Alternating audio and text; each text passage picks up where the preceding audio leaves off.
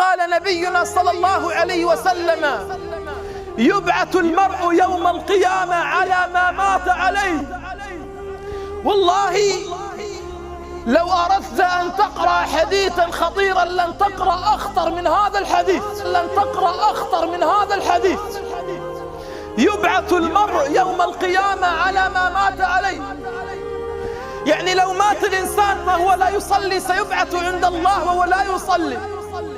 لو مات الإنسان على معصية سيبعث على حاله على معصية. وتعتقد أن الله عز وجل حينما سترنا في الحياة كم سترنا الله؟ كم سترنا الله في الحياة؟ كم اختبأنا عن أعين الناس وعصينا قيوم السماوات والأراضين؟ كم اختبأنا عن أعين الناس، لكن الله يرى. الله يرى خائنة الأعين وما تخفي الصدور. الله يرى مهما اختبأ الإنسان، مهما ابتعد الإنسان عن أعين الناس سيفضح يوم تبلى السرائر، سيفضح أمام قيوم السماوات والأراضين. لذلك أيها الكرام، إياك أن يغرك ستر الله. ستر الله إما لأمرين، وأختم إن شاء الله.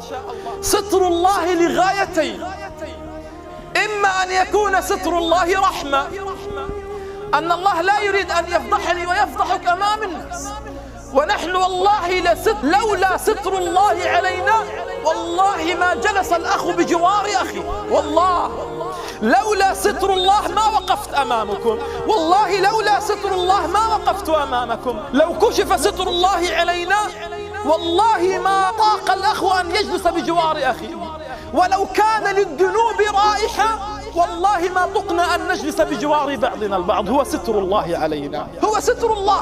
إما أن يكون رحمة لك، أن الله يرحمك ألا تفضح وألا أفضح. وأما الأمر الآخر لمن يغره هذا الستر، لمن يستره الله مرة فيختار: الله سترني أعيدها، فيعيدها مرة أخرى، فالله يستره.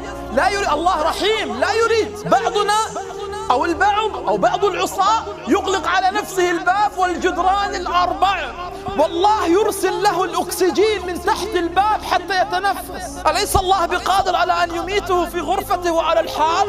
الله يجعله يتنفس، الله يرحمه ويبعده عن أعين الناس. فإذا غره ستر الرحمة جاءه ستر التدرج، أن الله يستدرجه. وهذه مصيبة، إنه الله أول مرة بيسترنا وثاني مرة وثالث مرة ورابع مرة وخامس مرة، لكن في الأخير الله يقبضنا على ما نحن فيه، الله يقبضنا على المعصية، وهذه مصيبة. فنحن نتقلب في الحياة بين ذنب واستغفار، نذنب فنستغفر، نذنب فنستغفر. فالموت سيأتي على الحالين، وفي حالة من الحالين سيأتي إما على الذنب وإما على التوبة. نحن نتقلب، الواحد منا يذنب فيقول يا رب عدت، يعود فيذنب فيقول يا رب عدت.